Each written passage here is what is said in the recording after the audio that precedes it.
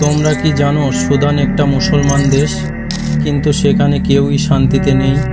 গাজায় যেরকম মুশরিকরা গণহত্যা চালিয়েছে, আর সুদানে আমাদের ভিতরেই কিছু মুনাফিক আছে, নামধারী মুসলমান, তারাই গণহত্যা চালিয়েছে।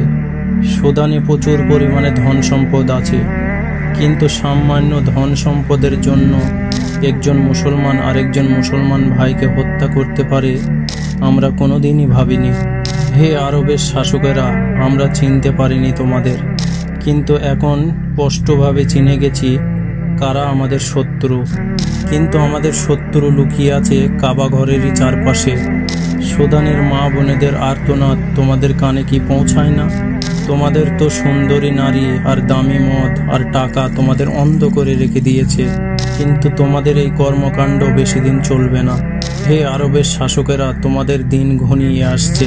আরবের শাসক আর নীল জগতের হিরোদের যতটা সম্মান আছে, তার মধ্যে 20%ও তোমাদের নেই। जो तुम हो फिराउन, मूसा भी जरूर आएगा।